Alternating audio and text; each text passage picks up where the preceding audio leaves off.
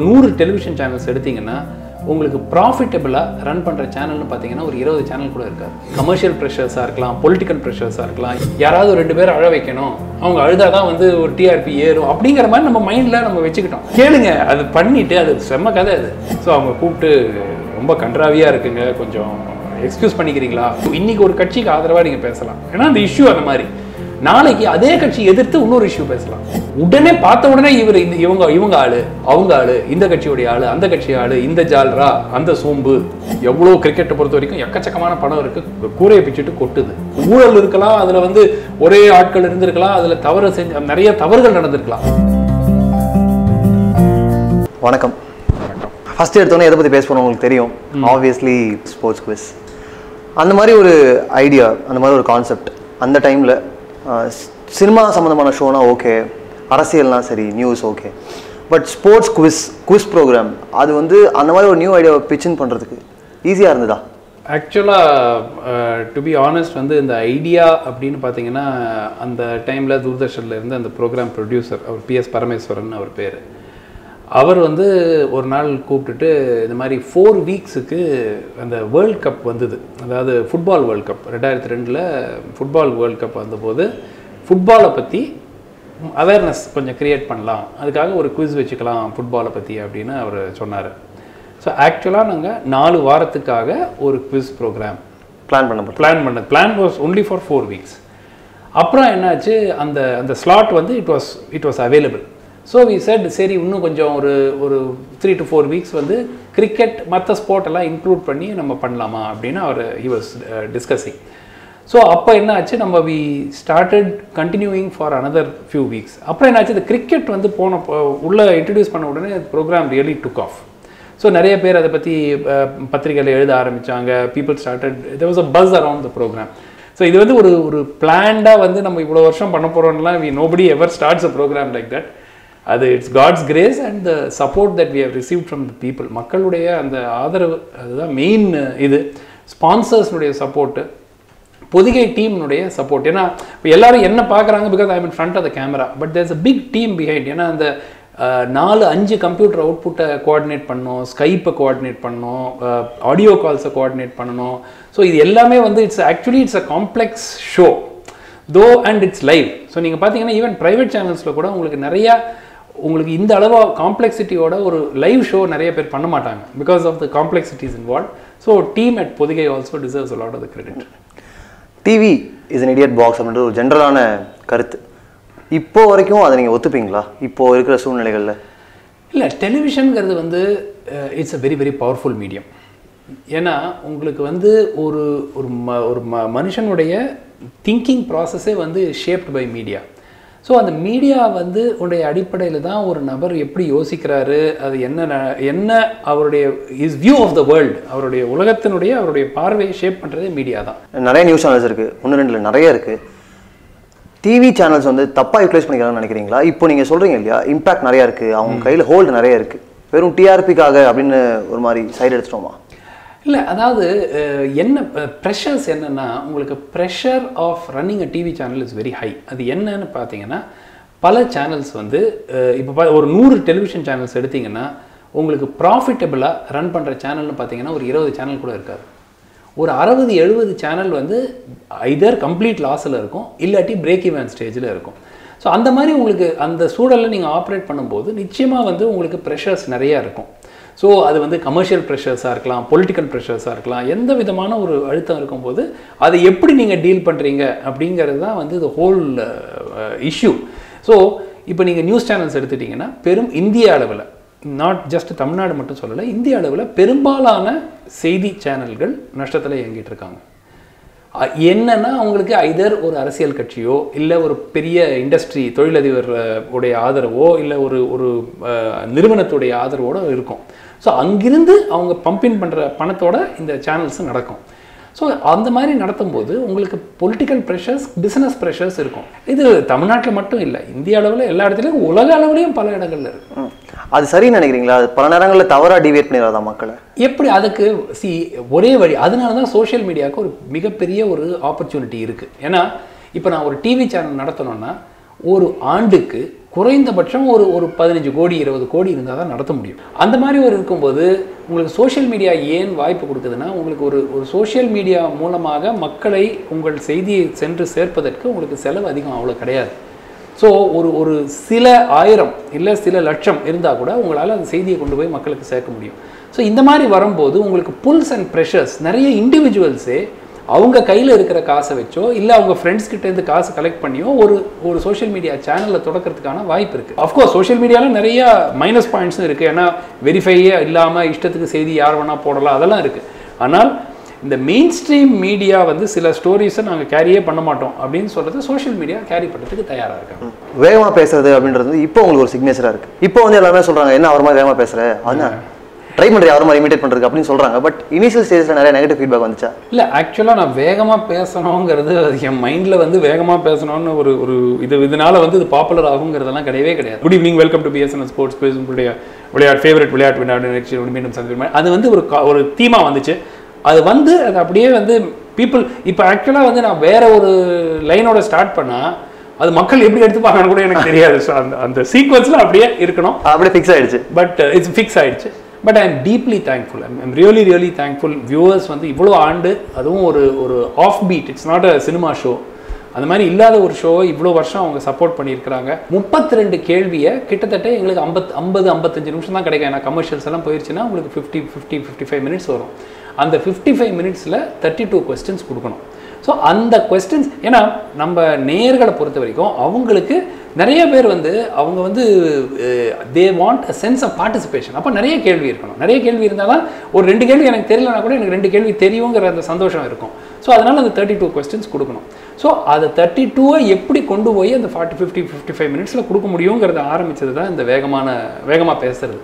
So அதுக்கு அப்புறம் முதல்ல அஃப்கோர்ஸ் நிறைய ஃபீட்பேக் இருந்துச்சு. நிறைய பேர் என்ன சொல்லுவாங்க, எஸ்பெஷலி சீனியர் சிட்டிசன்ஸ், நிறைய பேர் என்ன பண்ணுவாங்க, அந்த சீனியர் சிட்டிசன் சொல்லுவாங்க, சார் நீங்கள் பேசுறதே புரிய மாட்டேங்குது சார், கொஞ்சம் ஸ்லோவாக போங்க சார். பட் அதுக்கப்புறம் நிறைய பேருக்கு அந்த ஸ்பீடு அந்த ப்ரோக்ராமுக்கு ஒரு எக்ஸைட்மெண்ட் கொடுக்குற மாதிரி ஒரு ஃபீலிங் வந்துச்சு.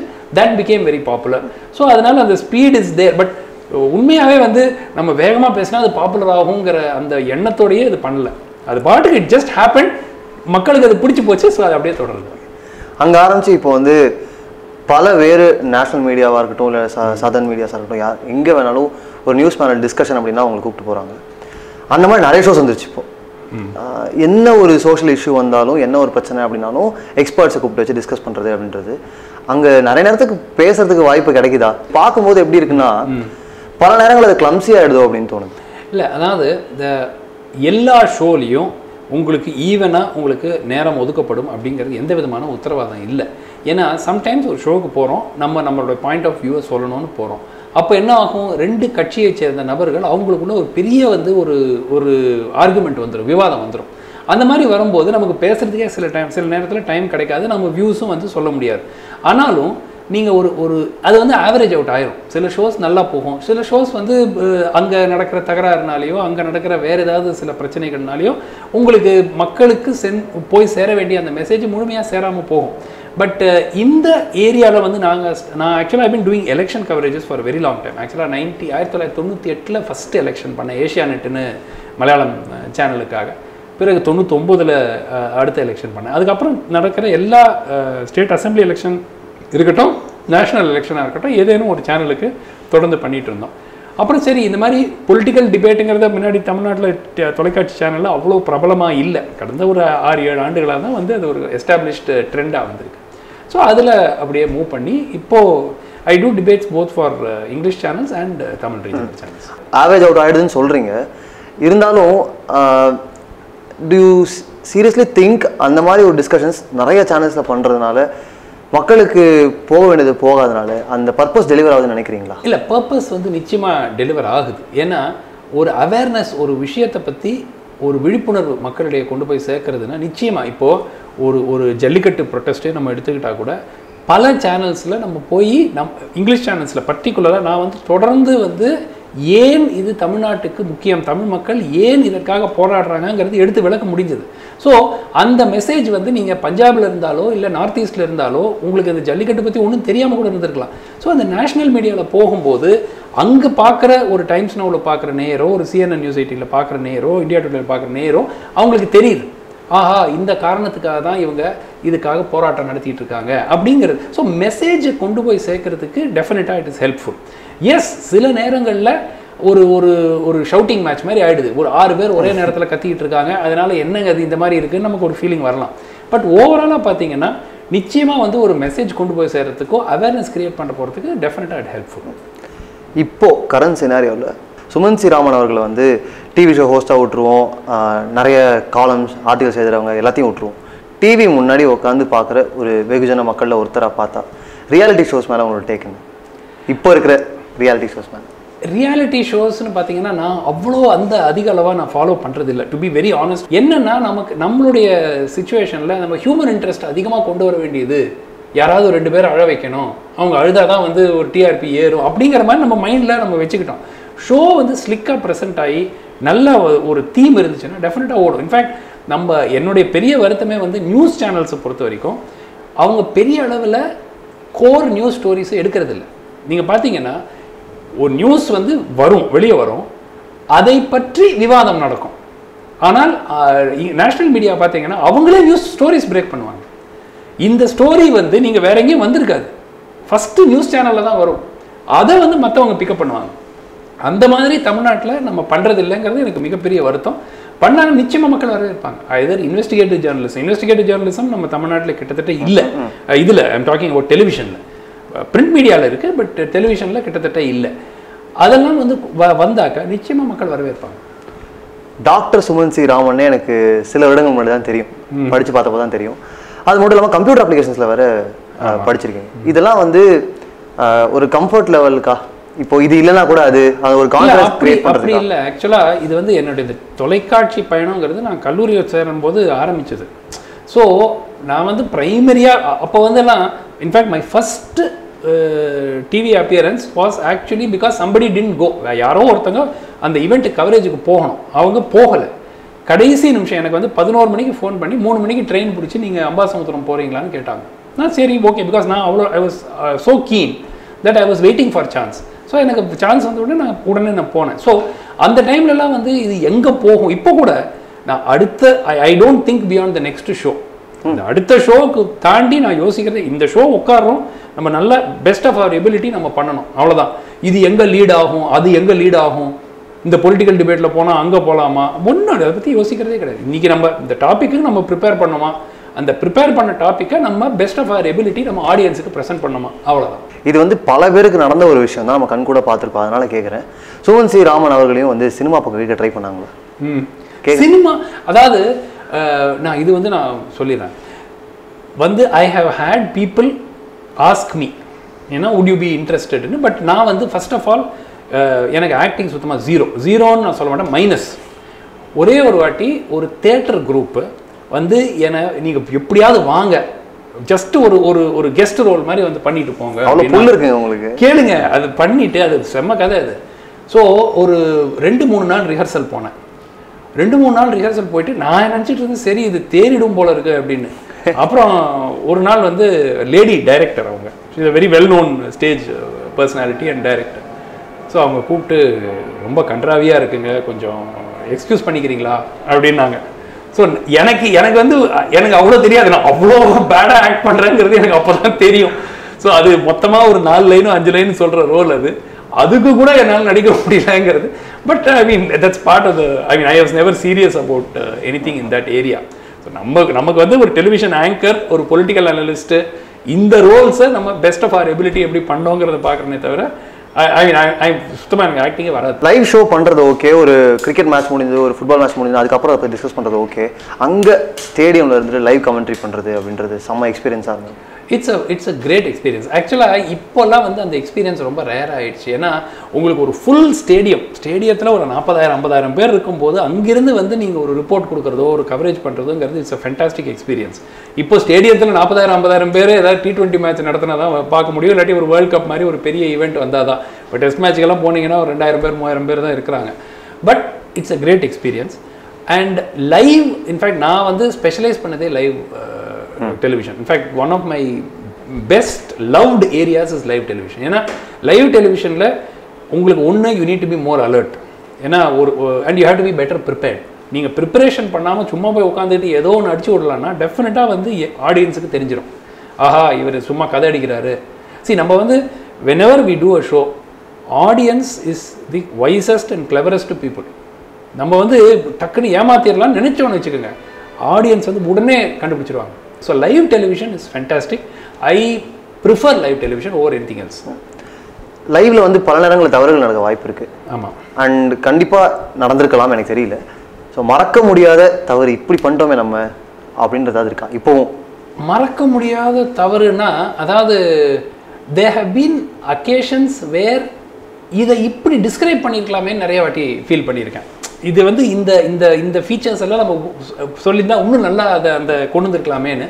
But fortunately by God's grace பெரிய கூஃப்ஸ், அதாவது ஒரு யார் ஜெயிச்சாங்கன்னு தப்பாக சொன்னது, வேற டீம் ஜெயிச்சிட்டாங்க இல்லை இந்த மாதிரி சொன்னது வந்து literally God's grace you know manage to avoid. அந்த மாதிரி ஒன்றும் இல்லை. எவ்ரி டைம் நம்ம ஷோ முடிச்சுட்டு போகும்போது நமக்கே ஒரு ஃபீலிங் இருக்கும். யூ வில் பி திங்கிங் ஓடிட்டே இருந்துட்டு ஓஹோ இதை இப்படி பண்ணியிருக்கலாமே. And if you don't search for that you will never. என்னைக்கு வந்து நீங்கள் வந்து ஒரு ஒன்றும் பிரச்சனை இல்லை போயிடலாம்னு நினைச்சிங்களோ அன்னைக்கு தான் சொதப்பல் நடக்கும். அந்த மாதிரி நான் first for me every show is the first show. So நம்ம இது எவ்வளோ வரம் பண்ணிட்டு இருக்கோம், அப்படியே போய் உட்காந்து கதை பேசலாம்னா டெஃபினட்டாக ஆடியன்ஸுக்கு உடனே கண்டுபிடிச்சிருவாங்க. இவர் வந்து இந்த இன்டென்சிட்டி லெவல் குறைச்சிட்டாரு, இவர் ஸ்பீச் டல்லாக இருக்குது, இல்லை அவருடைய effort in to the show is not pudding, is taking the audience for granted. ஆடியன்ஸை மட்டும் நீங்கள் கிராண்டடாக எடுத்தீங்கன்னா தே வில் ரிஜெக்ட் யூ. ஏன்னா அவங்களுக்கு 1000 சாய்ஸ் இருக்குது. எதுக்காக உங்கள் ஷோ இல்லை அவர் ஷோ பார்க்குறாங்க, இன்னொருத்தர் ஷோ பார்க்குறாங்க, எதுக்கு பார்க்கணும்?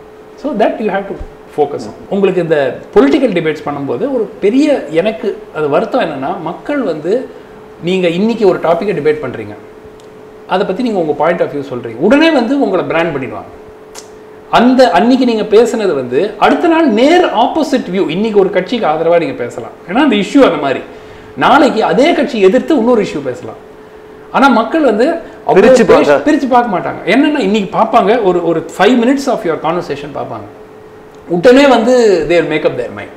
அந்த கலாச்சாரம் வந்து I am hoping to change that. So that இந்த ஒரு இஷ்யூ எடுத்தோம்னா டிஸ்பேஷனேட்டாக இவருக்கு ஆதரவாக இருக்கணும் அவருக்கு ஆதரவாக இருக்கணும்னு இல்லாமல் நம்ம ஒரு பாயிண்ட் ஆஃப் வியூ கொடுக்குறோம். அந்த point of view has to be a research point of view. அதை வந்து எப்படி மக்களுக்கு so that is why my entire reason for doing so much of television in political area sphere அப்படின்னாக்கா இந்த மெசேஜை எப்படி கொண்டு போக முடியும். நாளைக்கு there should be another 30 people who are like me or much better than me. அவங்க இந்த மெசேஜை கொண்டு போனால் மக்களில் உங்களுக்கு ஒரு மாற்றம் கொண்டு வரதுக்கு ஒரு வாய்ப்பு இருக்குது. வேற உடனே பார்த்த உடனே இவங்க ஆளு அவங்க ஆளு, இந்த கட்சியோடைய ஆளு அந்த கட்சி ஆளு, இந்த ஜால்ரா அந்த சோம்பு, உடனே வந்து நீங்கள் மைண்டை மேக்கப் பண்ணாமல் நீங்கள் ஒருத்தர் ஒரு மாதம் 2 மாதம் பாருங்கள், யாராக இருந்தாலும் ட்ராக் பண்ணுங்க. இந்த இஷ்யூவில் இப்படி சொன்னாரு, அந்த இஷ்யூவில் இப்படி சொல்கிறாரு. So maybe he is being objective and there needs to be more people. நிறைய பேர் அந்த மாதிரி வரணும். ஸோ அது வந்து I see that happening. So நான் வந்து இப்போ நான் ஒருத்தன் தான் அப்படி பண்ணிட்டு இருக்கணும்லாம் கிடையாது, 100 பேர் வரணும். And there are hundreds of people more talented than me, better, more capable than me. But அவங்களுக்கு அந்த ஆப்பர்ச்சுனிட்டி கிடைக்கல. அதே டைமில் என்னுடைய டேலண்ட்டோ என்னுடைய எபிலிட்டி இல்லாதவங்க they may be even doing having a larger role. அதுதான் லைஃப். நம்ம வந்து எனக்கு ஒரு டேலண்ட் இருக்குது, எனக்கு இருக்கிற டேலண்ட்டை விட 100 மடங்கு டேலண்ட்டோட ஒருத்தர் வாய்ப்பு கிடைக்காம இருப்பாங்க. அதே மாதிரி ஏழளவு டேலண்ட் இல்லாதவங்க என் மேலே இருப்பான். That is you have to accept all of that. எவ்வளோ பெரிய கிரிக்கெட் ஃபேன் நீங்கள் பர்சனலாக? கிரிக்கெட் ஆக்சுவலாக உண்மையாக பார்த்தீங்கன்னா நான் இந்த லாஸ்ட் ஃபியூ இயர்ஸில் I have become more a fan of other sports. ஏன்னா எனக்கு என்னென்னா ஒரு விளையாட்டு கிரிக்கெட் போன்ற ஒரு விளையாட்டில் ரொம்ப சில நாடுகள் தான் ஆடுறாங்க. எனக்கு அது ரொம்ப பிடிக்காத ஒரு விஷயம். ஒரு விளையாட்டு என்றால் உலகத்தில் எல்லா நாட்டுக்கும் கொண்டு போய் சேர்க்கணும். திருப்பி நாங்கள் 7 பேர் விளையாடுவோம், 7 வந்து குறைஞ்சிட்டே வருது. அது வெஸ்ட் இண்டீஸ் எல்லாம் கிரிக்கெட் ஆல்மோஸ்ட் இப்போ காலியாக. ஆமாம். ஸோ அதனால் 9 இருந்து 8 இருந்து 7 இருந்து இப்போ ஸ்ரீலங்காவும் ரொம்ப தண்டிட்டு இருக்காங்க. இந்த மாதிரி குறைஞ்சிக்கிட்டே ஷ்ரிங்கிங் வேர்ல்ட் ஆஃப் கிரிக்கெட். இது ஏன் இந்த மாதிரி நடக்குது? இந்தியாவில் பணம் இருக்குது, எவ்வளோ கிரிக்கெட்டை பொறுத்த வரைக்கும் எக்கச்சக்கமான பணம் இருக்குது, கூரையை பிச்சுட்டு கொட்டுது. Why this money cannot be use to grow cricket? நீங்கள் அமெரிக்காவில் பார்த்தாலும், கனடாவில் பார்த்தாலும், நெதர்லாண்ட்ஸில் பார்த்தாலும் பீப்புள் ஆஃப் இந்தியன் ஆரிஜின் தான் விளையாடுறான். Indian origin, Pakistani origin, Asian origin தான் அவங்க விளையாடிட்டு இருக்காங்க. ஸோ கிரிக்கெட் மேலே இருக்கிற அந்த மோகம் வந்து எனக்கு கொஞ்சம் குறைஞ்சிருச்சு. ஃபுட்பால் போன்ற ஒரு விளையாட்டு உலகத்தில் அனைத்து கிட்டத்தட்ட விளையாடாத நாடே கிடையாது. ஸோ அந்த மாதிரி ஸ்போர்ட்ஸ்லையும் இந்தியா வந்து கான்சென்ட்ரேட் பண்ணலாம். Hockey, various sports. ஸோ அதில் தான் எனக்கு இன்றைக்கி கேட்டிங்கன்னா எனக்கு ஈடுபாடு is more in other sports than in cricket. இது குறைஞ்சதுக்கு காரணம் வந்து வசூல் ராஜாவோட டைலாக் ஒன்றுங்க, மக்கள் எல்லாத்துலேயும் மசாலா கேட்குறாங்க அப்படின்னு சொல்லிட்டு. அந்த மாதிரி T20 கிறிஸ்பாக கொடுக்கணும், அதிரடியாக கொடுக்கணும், அந்த முயற்சிகள்னால தான். இல்லை, ஒன்று வந்து நம்ம நாடு எதில் ஜெயிக்குதோ அதில் தான் மக்கள் அதிகம் ஆர்வம் காட்டுவாங்க. நம்ம வந்து விளையாட்டுத்துறையில் மற்ற விளையாட்டில் அவ்வளோ பிரபலமாக செய்யலை. ஸோ இன்றைக்கி பார்த்தீங்கன்னா ஒரு சைனா நேவாலோ ஒரு PV சிந்து வந்த பிறகு பேட்மிண்டனில் நம்மலாம் வரலாம் அப்படின்னு நிறைய யங்ஸ்டர்ஸ் வரதுக்கான வாய்ப்பு. விஸ்வநாதன் ஆனந்த் வந்தார், அதுக்கப்புறம் வந்து அடுத்த ஜெனரேஷன் வந்தாங்க, கொனேரு எம்பி வந்தாங்க, துரோணவள்ளி ஹரிகா வந்தாங்க, சசிகரன் வந்தார், ஹரிகிருஷ்ணா வந்தார். அப்படியே ஒரு group of people who are coming. அதனால வந்து it does not elevate cricket above other sports. அதை நான் நிச்சயமாக ஏற்றுக்க மாட்டேன். கிரிக்கெட் வந்து ஒரு பெட்டர் ஸ்போர்ட் அப்படிங்கிறது நிச்சயமாக ஏற்றுக்க மாட்டேன். அண்ட் இந்த மசாலாத்தனங்கள் ஆட் பண்ணப்படுறது நீங்கள் எப்படி பார்க்குறீங்க? இல்லைங்க, அதாவது everything has to be marketed. Marketing சரியாக இல்லைன்னா அந்த விளையாட்டே வந்து சஸ்டெயின் பண்ண முடியாது. ஸோ இன்ஃபேக்ட் ஒரு உதாரணத்துக்கு சில விளையாட்டுகளில், டேபிள் டென்னிஸ் போன்ற விளையாட்டுகளை இப்போ என்ன யோசிச்சிருக்கா, டேபிள் டென்னிஸில் ஒரு பெரிய பிரச்சனை, பந்தே தெரியாது, அவ்வளோ ஃபாஸ்ட்டாக போகும். ஸோ டிவியில் பார்க்கும்போது பந்து தெரியாது நமக்கு. ஸோ என்னமோ இவர் இப்படி பண்ணுறாரு, அவர் இப்படி பண்ணுறாரு, அவ்வளோதான் கண்ணுக்கு தெரியும். ஆடியன்ஸ் வந்து பார்க்க மாட்டாங்க, என்னங்க ஒன்றுமே கண்ணே தெரியலன்னு விட்டுருவாங்க. ஸோ இப்போ அது எப்படி ஸ்லோ பண்ணுறதுன்னு யோசிச்சுட்டு இருக்காங்க. ஏன்னா டிவி ஃப்ரெண்ட்லி ஆக்கணும், எந்த ஒரு விளையாட்டும் டிவி ஃப்ரெண்ட்லி ஆக்கணும். ஸோ கிரிக்கெட் போன்ற ஒரு விளையாட்டை 5 நாட்களுக்கு 5 நாள் வந்து அந்த காலத்தில் விளையாடிட்டு இருந்தாங்க. People had a leisurely pace of life. இன்றைக்கி வந்து 5 நாளைக்கு பார்க்குறது யாருக்கும் முடியாது. ஃபுல் 5 days உட்காந்து ஒரு டெஸ்ட் மேட்ச் யாராலையும் பார்க்க முடியாது. ஸோ அதனால் என்ன ஆகுது, உங்களுக்கு ஒரு ஷார்ட்டர் ஃபார்மேட் கொண்டு வராங்க, 1 day இன்டர்நேஷ்னல். அதுவும் வந்து பார்க்குறதுக்கு நாள் பூரா போகும். ஆஃபீஸ் லீவ் போட்டு போனோம், வீக்கெண்டில் நடக்கலைன்னா அப்போ T20 சரி ஆஃபீஸ் முடிச்சுட்டு சாயங்காலம் போயிட்டு ஈவினிங் 6 மணிக்கு உட்காந்துட்டு 7 மணிலேருந்து 10 மணி வரைக்கும் மேட்ச் நடக்கும். அப்படின்னா சரி இன்னொரு குரூப் ஆஃப் பீப்புள் வருவாங்க அப்படின்னு ஒரு அட்ராக்ஷன். ஸோ அதனால வந்து அது தப்புன்னு சொல்ல மாட்டேன். ஆனால் கிரிக்கெட்டை இன்னும் பல நாடுகளுக்கு கொண்டு போகாதது மிகப்பெரிய தப்பு. ஏன்னா பணம் எக்கச்சக்கமாக இருக்குது. பணம் இல்லை அப்படிங்கிற காரணத்தினால நாங்கள் கொண்டு போகலன்னு கூட சொல்ல முடியாது. Why the world of cricket has been, இப்போ இன்றைக்கி அவங்க கணக்கு கொடுக்கலாம், 142 நாடுகளில் கிரிக்கெட் விளையாடப்படுதுங்கிறான். ஆனால் யாருமே டெஸ்ட் நேஷனாக வரல, புதுசாக யாருமே வந்து ODI நேஷனாக வரல. 20 வருஷத்தில் ஒரு கண்ட்ரி வருது, 2 கண்ட்ரி வருது. ஆக்சுவலாக மற்ற எல்லா விளையாட்டு சங்கத்தோட கம்பேர் பண்ணால் இந்தியாவில் கிரிக்கெட் சங்கம் நல்லா நடத்தியிருக்காங்க. அஃப்கோர்ஸ் அதில் ஊழல் இருக்கலாம், அதில் வந்து ஒரே ஆட்கள் இருந்திருக்கலாம், அதில் நிறைய தவறுகள் நடந்திருக்கலாம்.